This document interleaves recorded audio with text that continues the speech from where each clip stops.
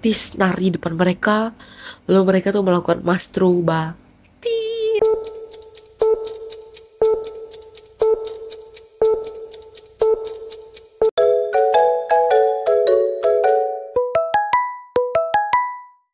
Halo teman-teman, balik lagi bersama aku Jenny di sini. Nah, di video kali ini aku akan membahas salah satu kriminal yang paling sadis. Aduh, ini aku waktu research ini tuh benar-benar gila sih. Aku sampai ke bawah suasana, merinding, pengen nangis, ngebayangin kalau di situasi kayak gitu gimana amit-amit sih ya, gila. Nah, penasaran kan kalian kan? Apa itu? Kasus apa? Ayo. Nah, aku akan bahas kasusnya Junko Furuta. Pernah denger gak kalian? So, tanpa berlama-lama, ayo kita mulai kisahnya. Siapa sih Junko Furuta? Aku kenalin dulu ya profil singkatnya. Nah, Junko Furuta adalah seorang siswa SMA yang lahir pada tanggal 18 Januari 1971 dan berumur 17 tahun pada saat kejadian. Saat itu dia tinggal bersama kedua orang tuanya, kakak laki-lakinya dan adik laki-lakinya. Nah, dia adalah seorang siswa di SMA Yasio Minami dan sedang bekerja paruh waktu di pabrik cetakan plastik sejak Oktober 1988. Nah, dia ini kerja untuk menabung uang demi kelulusan sekolahnya. Bukan hanya di pabrik plastik, dia juga kerja di sebuah pengecer elektronik. Junko Furuta dikenal sebagai anak yang baik, rajin, cantik, dan gak neko-neko. Dia juga sangat disukai oleh teman-teman di sekolahnya, guru-guru di sekolahnya. Pokoknya tipikal anak yang baik, gak merokok, gak minum alkohol. Baik-baik banget deh pokoknya ya. Alim gitu. Nah, kita kan mulai gimana kejadiannya bisa terjadi pembunuhan terhadap dia.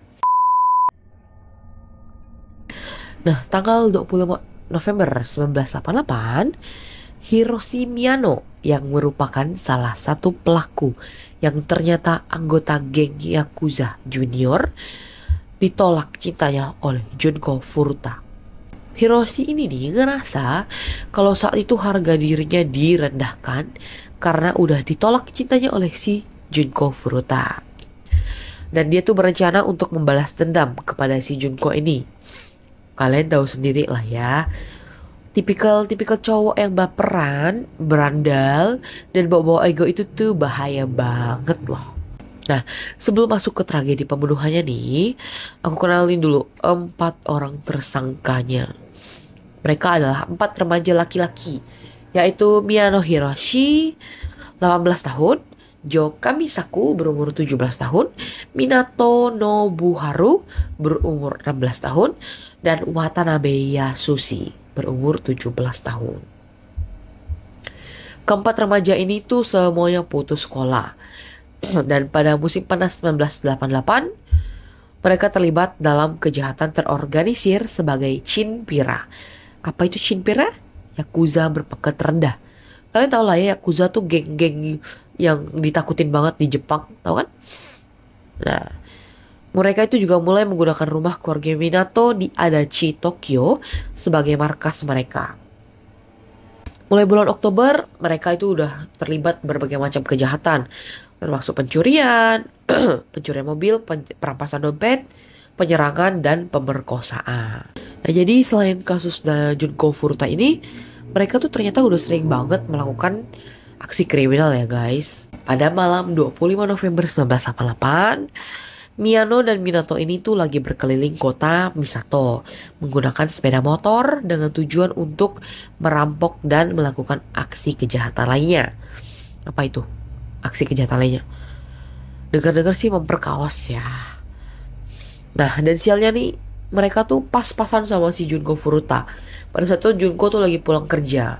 Dia tuh lagi jalan sendirian, baru pulang dari kerja part time dia.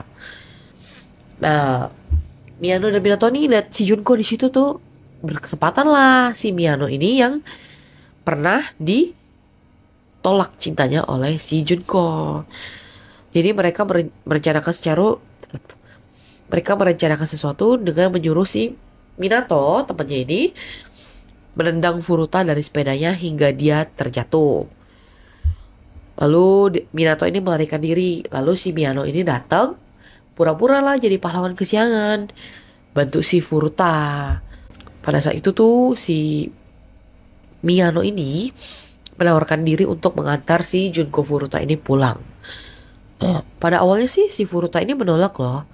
Namun akhirnya dibujuk-bujuk, luluh juga si Furuta. Jadi dia tuh mau aja gitu diantar pulang. Sialnya Miyano bukan bawa si Furuta ini pulang, melainkan bawa dia ke sebuah gudang kosong. Lalu dia nyatain cintanya lagi nih di sana. Dia nggak berhenti loh.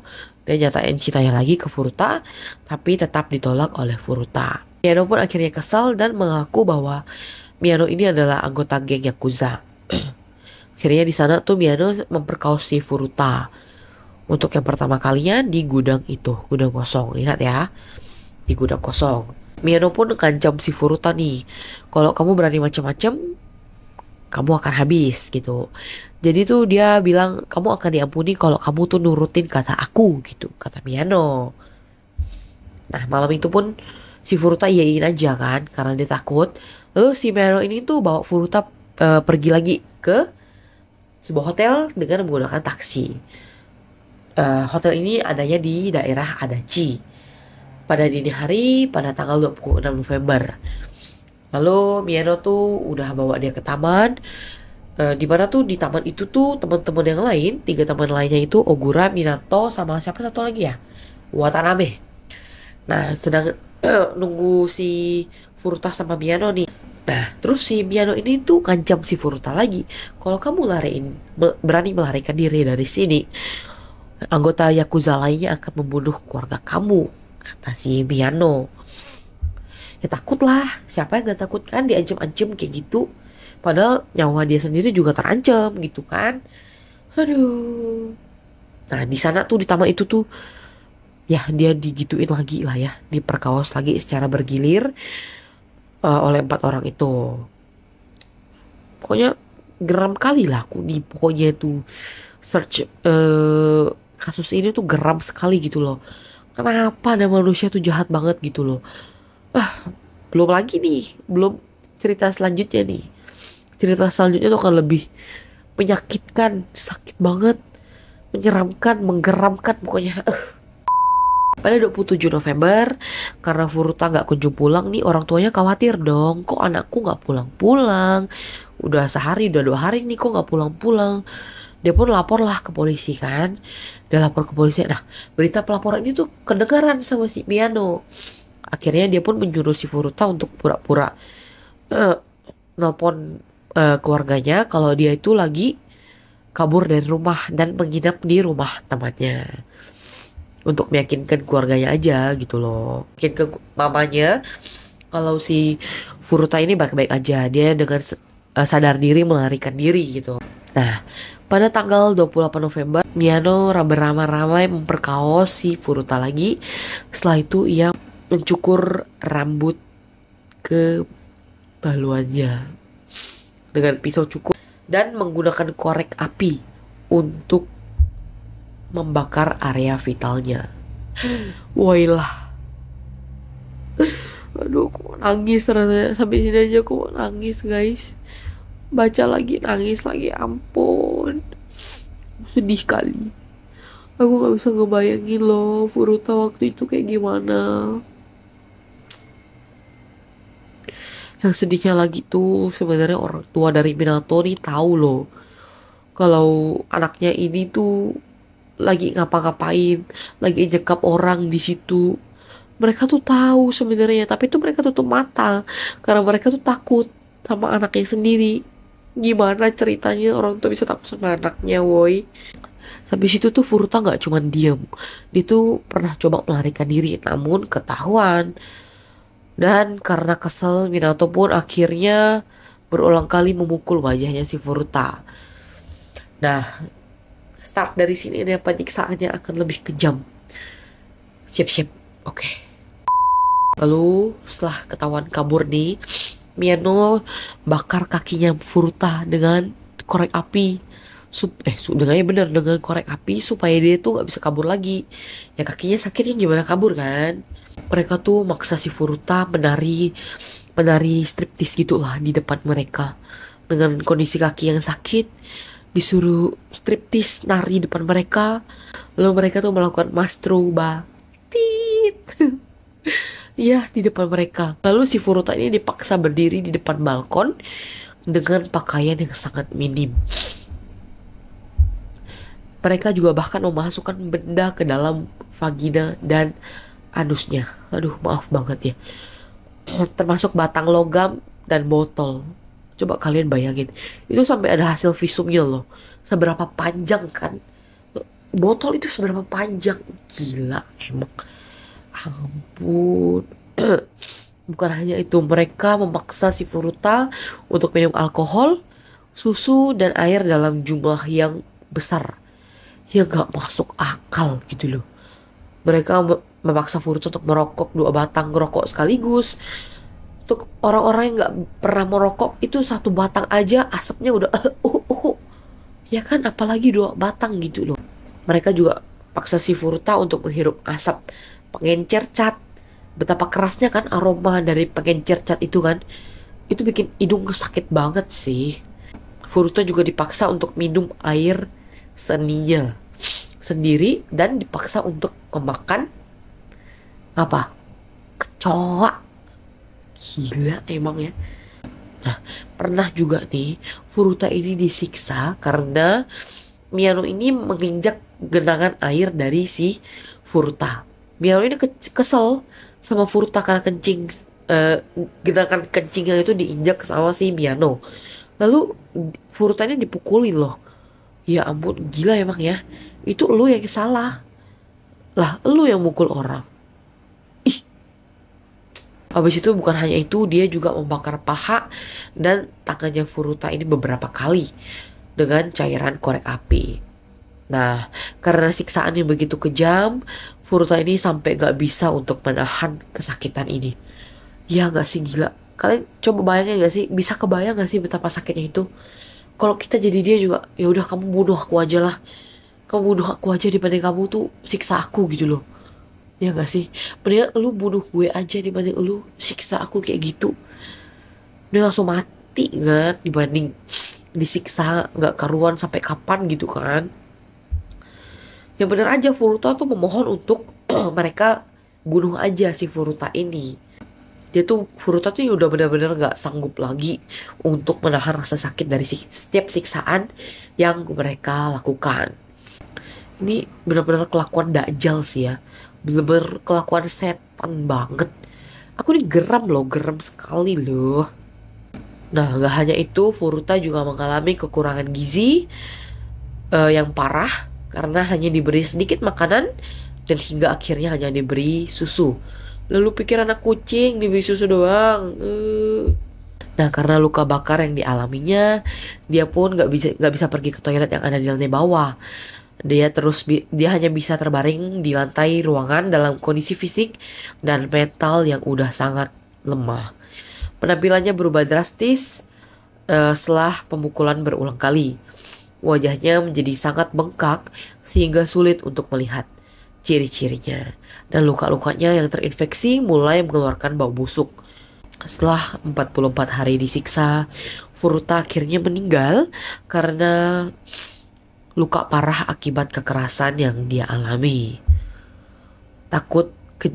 Para setan-setan ini nih takut kejahatannya akan terbongkar. Nah, mereka itu membungkus tubuh Furuta dengan selimut dan memasukkannya ke dalam tas travel besar. Lalu memasukkan tas tersebut ke dalam sebuah drum dan mereka mengisi drum logam ini dengan cairan beton basah. Nah, sekitar jam 8 malam pada tanggal 5 Januari, mereka pergi ke tanah kosong dekat lokasi konstruksi di Pulau Wakasu di Koto, Tokyo, dan membuang drum berisi mayat Furuta tersebut.